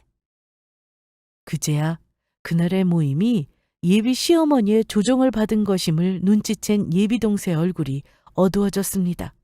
순진하게도 예비 시어머니가 제 딴엔 예비 동서와 제가 가까워지라고 그런 줄로 착각했던 저 역시 그 순간에서야 제가 실수했구나 싶었어요. 딱 보아도 예비 시어머니와 예비 동서의 사이가 편치 않아 보였으니까요. 피하긴요. 아이들 학교 보내느라 정신이 없어 그랬지요. 예. 그래도 여자는 집에만 있다고 너무 푹 퍼져 있고 그러면 안 된다. 너 요즘 집에 들어앉았다고 오시며 뭐며 후줄근하게 다니는 거 아니지? 그게 다 네 신랑 네 새끼들 흉 보이는 일이야. 알지? 순간 예비 동서 얼굴이 확 달아올랐습니다. 왜 아니겠습니까? 이제 겨우 한 번 본 예비 손아래 동서까지 있는 자리에서 예비 시어머니 언사가 너무 거침없었습니다. 둘 사이에서 저만 어쩔 줄을 몰라 눈치를 보고 있는데 예비 시어머니가 그런 저를 보더니 아랑곳하지 않고 말을 이었습니다. 얘가 말이다. 처음 결혼한다고 인사 올 때는 그래도 직장을 다녔어서 그런지 하고 다니는 행색이 못 봐줄 정도는 아니었는데 그만 애 낳고 집에 들어앉아서는 꼴이 아주 거짓꼴도 그런 거짓꼴이 없었어요. 사람이 하고 다니는 게 얼마나 중요한데 너 사람들이 그런 거 겉으로는 신경 안 쓰는 척하면서 얼마나 재고 따주는 줄 아니? 입으로야 내면이 중요하네 어쩌네 해도 무슨 독심술 쓰는 것도 아니고 사람은 겉으로 보이는 게 다야. 제대로 안 갖추고 다니면 그게 다 사람 우습게 보이는 거라고. 내가 하도 뭐라고 그랬더니 이젠 외출할 때는 좀 사람 거를 하고 다니는구나. 너도 결혼했다고 쟤처럼 푹 퍼져서 그러지 말고 지금처럼 제대로 하고 다니고. 너도 내 기준으로는 지금은 좀 밋밋하긴 한데 아예 나랑 쇼핑을 같이 다닐까? 지금 제가 무슨 얘기를 듣고 있는 건가 했습니다. 살면서 저희 부모님한테도 이렇게 적나라한 차림새 지적은 들어본 적이 없었어요. 제가 이 정도인데 저렇게 신랄하게 면전에서 비난을 마주한 예비 동서 심정이 어떨까 싶었습니다. 아니나 다를까 예비 동서 낯빛이 실시간으로 시들시들해지는 것이 눈에 띄었습니다. 어머! 음식 나오기 전에 얼굴 한번 다시 보고 와야겠다. 잠깐 있어라. 예비 시어머니가 휙 화장실로 나가버리자 저희 둘 사이에는 무거운 침묵만이 감돌았습니다. 이윽고 힘없이 자조적인 미소를 짓고는 예비 동서가 말했습니다. 고생했어요. 많이 놀랐죠? 아니요. 저보다 형님께서 더 놀라셨겠어요. 괜찮으세요? 이제 와서 괜찮지 않은들 뭘 어쩌겠어요. 예비 동서 말투에 묻어난 것은 깊은 체념이었습니다. 그래도 결혼한 지 얼마 안 됐을 때는 좀 조심하시는 것 같더니 저 아이 낳고 직장 관두고 나니까 어머님 간섭이 더 심해졌어요. 평소에도 당신 보시기에 좀 있어 보이는 사람이 아니면 대놓고 면박을 주거나 괄시하는 일도 많으셨는데 설마 당신 며느리한테까지 그렇게 아랫사람 부리듯 함부로 굴고 하대하실 줄은 몰랐죠. 제가 참다 못 참고 결국 남편한테 말했더니 남편이 시댁을 뒤집어 엎어버렸어요. 그러고는 시댁으로 발길을 뚝 끊었죠. 신영 씨가 연락했을 때 내가 눈치를 챘어야 했는데 아직도 멀었어요, 내가. 예비 동서 입에서 나온 말들에 제 입이 떡 벌어졌습니다. 병약한 제 표정을 보더니 예비 동서가 말을 덧붙였습니다. 사실 신영 씨 처음 만난 날 제가 그런 식으로 애매하게 얘기하는 게 신영 씨 입장에서 얼마나 찝찝했을지 알아요. 제대로 말해주지도 못할 거면 그런 식으로 말하면 안 된다는 건 알고 있었는데 나처럼 신영 씨도 아무것도 모르고 시집와서 당할 거라고 생각하니까 아무 말도 하지 않고는 견딜 수가 없더라고요. 결국 제가 얘기하기도 전에 본인 본색을 드러내시네요.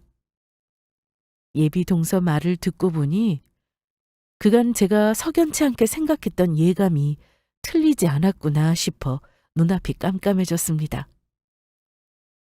제가 어머님에 대해 물었을 때도 영재 씨는 그런 말은 한 적이 없었는데. 제가 배신감에 부들부들 떨자 예비 동서가 다급히 외쳤습니다. 아마 도련님도 이런 사정까지는 모르셨을 거예요. 제가 창피해서 남편에게 굳이 떠들고 다니지 말라고 주의를 주기도 했고 어머님도 당신 며느리한테는 그러셔도 아버님이나 아들들 어려운 줄은 아시는지 저한테처럼 대놓고 면박을 주지는 못하시거든요.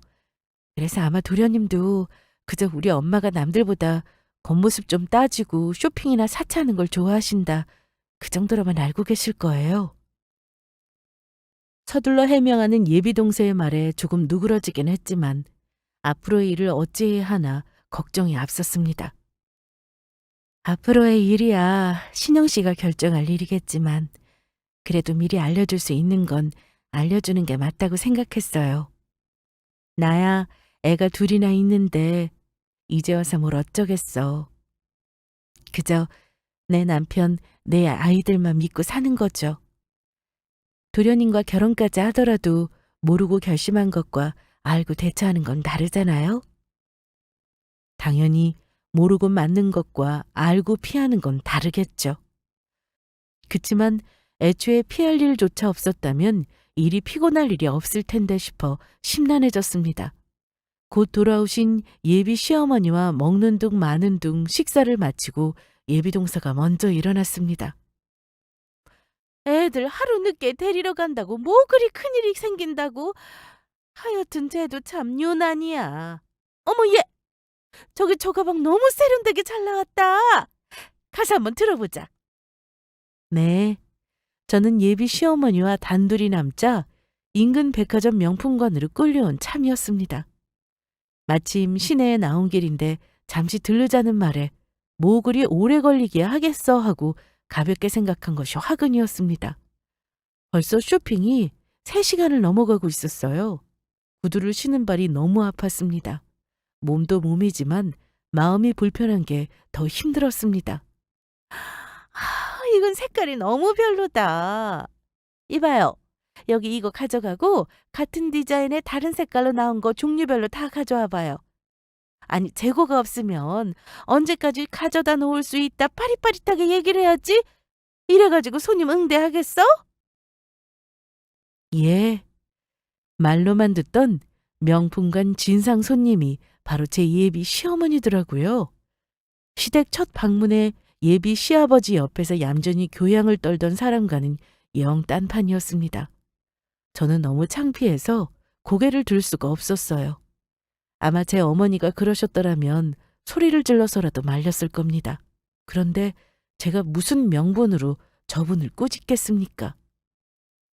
손님이라고 부하가 치밀 텐데도 고개를 조아리고 있는 명품관 직원 앞에서 죄송해서 제가 더 민망해졌습니다. 자기, 지금 어디야? 나 오늘 고등학교 친구들이랑 술 약속 있다고 했잖아. 지금 당장 튀어와. 제 호통에 예비 신랑이 혼비백산하고 집 앞으로 달려왔습니다. 저는 숨도 채 돌리지 못한 예비 신랑에게 그날의 일들을 폭포수같이 쏟아냈습니다. 제 말이 계속되면 계속될수록 예비 신랑의 얼굴도 사색이 되었습니다. 이윽고 저의 설명이 끝나고 제가 예비 신랑에게 날카롭게 쏘아붙였습니다. 자기, 정말 어머님 이러신 걸 하나도 몰랐어?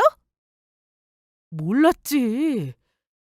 나 몰래 자기 그렇게 불러내실 줄도 몰랐고 더욱이 형수님이랑 그런 일이 있을 줄은 정말 몰랐어. 진짜야. 알면서도 나랑 결혼하려고 어물쩍 넘어간 거 아니야? 아니라니까 그러네. 어머니가 사치 부리는 걸 좋아하시는 거야 알았지만 그런 걸로 사람을 그렇게 함부로 대하시는 줄은 정말 몰랐어. 진짜야. 맹세해. 아직 기분이 다 풀리지는 않았으나 그때까지는 다른 사람의 문제로 그 사람과 끝낼 생각까지는 들지 않았으니 저도 참 미련했죠. 그래서 그 사람에게 단단히 다짐을 받아냈습니다. 자기 중간에서 잘해. 나 시부모님이라고 절대로 참고 살지 않을 거야.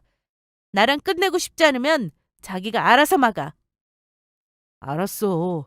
앞으로 절대로 자기랑 엄마 둘만 만나도록 둘 일 없으니까 화 풀어 자기야. 응? 내가 진짜 지켜볼 거야. 그 후로는 정말로 시어머니께 따로 연락이 오는 일이 없기에 예비신랑 선에서 정리가 잘 된 건가 했습니다. 마침 저희 부모님 쪽에서 이젠 결혼을 구체적으로 진행하는 게 어떻겠냐며 상견례 날짜를 잡아보라 하신 터였습니다. 저는 예비신랑에게 말했습니다. 나도 나지만 혹여나 어머님 그렇게 행동하시는 거 우리 부모님이 아시면 내가 이 결혼 한다고 해도 우리 엄마 아빠가 나 장롱에 가둘지도 몰라. 어머님이랑 확실히 정리된 거 맞지? 그럼. 앞으로 절대 그런 일 없을 거래도? 그 말을 믿고 상견례를 진행하는 게 아니었는데 지금 와서 생각해보면 그저 순간의 눈가림이란 게 뻔히 보이는데 그땐 왜 그걸 몰랐는지 모르겠습니다. 그렇게 대망의 상견례 날이 다가왔습니다.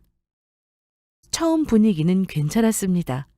저희 아버지도 예비 시아버지도 점잖고 사교적인 분이셨고 저희 엄마도 다소 거침이 없는 성격이기는 하시지만 화통하신 분이라 처음 만나는 분과도 대화가 잘 통하는 편이었거든요. 다만 예비 시어머니 태도가 의기소침해 보이는 것이 마음에 걸렸으나 사고치지 않는 것만도 다행이라 여기고 있었어요. 그때였습니다. 그래도 딸 시부모를 만나는 자리인데 사부인께서 참 자유분방하신 것 같아요. 순간 이게 무슨 짓인가 싶었습니다. 저야 당신보다 아랫사람이라 생각하니 그랬다고 어떻게든 넘어갔다 쳐도 저희 엄마는 사부인 아닙니까? 저 가벼운 조동아리에서 무슨 말이 튀어나올지 모른다고 생각하자 눈앞이 캄캄해졌습니다. 놀란 건 저뿐만이 아니었습니다. 예비 시아버지와 예비 신랑 또한 눈에 띄게 당황하셨습니다. 그 자리에서 당황하지 않은 건 저희 부모님 뿐이셨어요. 저희 엄마가 잠시 침묵하시더니 예비 시어머니 두 눈을 똑바로 보며 말씀하셨습니다. 자유분방하다는 게 무슨 뜻일까요, 사부인? 아니 그렇잖아요. 사람이 걸친 것에서 수준이 보이는 법인데 이렇게 중요한 자리에서도 명품 한 점 걸친 거 없으시고 참 청렴하시다 싶어서요. 그게 정말 청렴하다는 소리겠습니까? 대놓고 욕만 안 했지 지금 저희 엄마 보고 딸 상견례 명품 하나 안 두르고 나온 없어 보이는 여자라고 하는 소리잖아요. 부하가 치밀어 올라 한 소리 하려는데 저희 엄마가 제 손을 꽉 잡아 누르셨습니다. 이 사람이 지금 무슨 실례되는 소리를... 아니요, 사부인께서 하실 말씀이 많아 보이시는데 어디 한번 드러나 보죠. 저희 아빠가 덫을 놓은지도 모르고 판이 깔리자 신이 나서 예비 시어머니가 고삐가 풀려서는 떠들어댔습니다. 아니 나는 처음에는 얘가 우리 아들이랑 학벌이랑 직장도 비슷하다기에 사는 수준도 좀 비슷한 줄 알았더니 부모님이라고 나오신 분들 보니 이제 보니 그것도 아닌 모양이에요. 자식 장가 보내는 자리인데 부모라면 당연히 처지는 집안보다는 살면서 득이 될 집안에 보내고 싶은 게 당연하지 않겠어요? 우리는 자가 아파트까지 있는 집안이고 사돈될 분 만나겠다며 갖은 신경을 다 쓰고 제대로 갖추고 나왔더니 명품 하나 못 든 장모 있는 집안에 아들 보내게 생겼는데 제 속이 쓰리지 않겠어요? 어디 제가 못할 소리를 했나요? 이 사람이 당신 정말 제정신이야? 여기가 무슨 자리인데 이런 실례를 저질러? 예비 시아버지가 예비 시어머니의 폐악에 사색이 되어 소리를 지르는데 그 꼴을 보고 저희 부모님께서 피식 웃으셨습니다. 사돈어른 듣기로 공기업에서 근무하셨다고 하던데 혹시 물려받은 재산이 많으신가요? 아니요. 저희는 그저 평범하게 짝이 없는 집안입니다. 이 사람이 평소에 그리 조심을 시켜도 사치하는 버릇을 못 버려서 정말 죄송합니다. 제가 대신 사과드리겠습니다. 죄 지은 사람은 뻔뻔하게 고개를 치켜들고 예비 시아버지만 연신 고개를 조아리셨습니다. 그 와중에도 꿀먹은 벙어리인 예비 신랑놈을 보자니 귀싸대기를 올려붙이고 싶더군요. 아니요, 그러실 것 없습니다. 덕분에 큰일 치기 전에 걸을 수 있으니 오히려 다행이다 싶네요. 이보세요. 지금 꼴랑 당신 사는 아파트 한 채 가지고 유세를 떠시는 겁니까? 내가 요새 들은 얘기 중에 제일 재밌네요. 참. 내가 꼴이 이러니 어디 월세방이라도 전전하는가 싶었나 본데 내가 건물이 2채나 되는 건물주입니다. 저희 엄마 말에 예비 시어머니는 물론 예비 시아버지와 예비 신랑까지 눈이 튀어나오는 줄 알았습니다. 네, 제 입으로 말하긴 민망하지만 저희 집 좀 삽니다. 아버지 어머니 모두 사업수완 좋으셔서 외동딸인 제가 물려받을 재산도 제법 되고요. 저희 부모님께서는 어려서부터 이렇게 돈 있는 티 내면 앞에서는 몰라도 뒤에서는 욕먹기 십상이라며 항상 검소하게 지낼 것을 강조하셨어요. 저야 직장 생활을 하니 그나마 갇혀있고 다녀도 저희 부모님들은 옷이며 가방 같은데 평생 큰돈 써본 적이 없으신 분이십니다. 그런데 돈 쓰느니 건물 하나, 땅 한 떼기에 더 쓰는 게 이득이라면서요. 평생 월급쟁이 내조하는 가정주부로 사셨다는 분이 무슨 돈이 있다고 온몸에 명품은 휘감고 건물을 2채나 가진 나도 일이 사는데 10원 한 장 자기 힘으로 벌어본 적 없다는 사람 주제에 분에 넘치는 사치하느라 바깥 양반 허리가 아주 휘셨겠네요. 엄마와 아빠 얼굴이 예비시댁에 대한 비웃음으로 가득했습니다. 자기들이 저지른 짓이 있으니 제 부모님의 모욕에도 얼굴만 벌게져서 제대로 대꾸도 못하는 상대방의 얼굴을 보니 저도 더는 이 결혼을 진행하고 싶지 않아졌습니다. 수준에 안 맞아 아들 못 주겠다고요? 네, 저도 동감합니다. 당신네같이 수준 안 맞고 천박한 집안에 내 귀한 외동딸 내어주겠습니까, 내가? 아유, 집안 꼴 저 모양이길 오늘이라도 알아 다행이지. 감히 누구 집 귀한 딸 앞길을 막으려고. 이 결혼은 없던 일로 하죠. 너도 어서 일어나. 그 말씀을 끝으로 저희 부모님이 자리를 박차고 일어났습니다. 그러자 뒤늦게 예비 신랑이 튀어나와 제 부모님 앞에 무릎을 꿇었습니다. 장인어른 장모님, 잘못했습니다. 저 신영이 없이 못 살아요. 제발 파혼만큼은. 말이 끝나기도 전에 제가 예비 신랑 놈 뺨을 철썩 날렸습니다. 나 없이도 못 산다는 놈이 아까 네 어미가 우리 엄마 모욕할 때는 멍청하게 한마디도 안 하고 앉았더라? 이 덜 떨어진 놈아? 너 같은 걸 믿고 내가 내 인생 시궁창에 처박을 뻔한 걸 생각하면 네 놈한테 5만 정 다 떨어졌으니까 이제 와서 구질구질하게 매달릴 생각하지 마. 우린 파혼이니까. 그렇게 저희 가족은 뒤도 돌아보지 않고 상견례 자리를 박차고 나왔습니다. 한 번 결정이 어려워 그렇지 결심한 것에 대해서는 뒤도 돌아보지 않은 저 역시 더는 이 집안에 터럭만큼도 미련이 없었습니다. 물론 그쪽에서는 부자 사돈을 놓쳤는데 미련이 만만이었겠지만요. 사돈, 제발 파혼 얘기는 물러주세요. 저 정말 저희 남편한테 쫓겨날지도 몰라요. 우리 자식들을 생각해서라도 제발 사돈. 건물 관리인과 경찰선에 질질 끌려가는 예비 시어머니를 인터폰으로 바라보며 그리도 무시하던 사람들보다 제 행색이 더 초라한지 알기나 할까 싶었습니다. 눈앞에 노다지를 두고도 제 방자하고 오만한 성정으로 그 복을 다 날려먹었으니 그 속에 얼마나 뒤집힐까를 생각하면 속이 다 시원하더군요. 후에 제게 미련을 못 버리고 계속해서 연락을 시도하던 예비 신랑으로부터 예비 시아버지와 예비 시어머니가 별거를 시작했다는 소식을 전해 듣게 되었습니다. 그간 제 남편과 아들들에게는 유용케 숨겨왔던 폐악이 낱낱이 밝혀졌으니 뭐 그리 놀랄만한 일도 아니었습니다. 그 문자를 끝으로 저는 예비 신랑의 연락처를 차단하고 완전히 그 집구석과의 연락을 끊었죠. 사람을 겉모습으로만 판단하기는 쉽죠. 그래요. 저 어리석은 옛 예비 시어머니의 말처럼 사람이 독심술을 할 수 있는 것도 아니니 눈에 보이는 겉모습으로 첫인상을 가름할 수밖에 없을지도 모릅니다. 하지만 사람은 눈에 보이는 것만이 전부가 아니라는 걸 젊은 저도 아는 당연한 진리를 그 나이 먹도록 깨우치지 못했으니 옛 예비 시어머니는 그간 제 미숙한 판단으로 많은 사람에게 상처를 준 업보를 치러야겠죠. 저 또한 그 사람을 반면교사 삼아 사람을 섣불리 판단하지 말자는 진리를 다시 한번 마음에 새겼습니다. 제가 운 좋게 결혼 전에 지뢰밭을 피해 파혼하게 된 이야기는 여기까지예요. 긴 이야기 들어주셔서 감사합니다.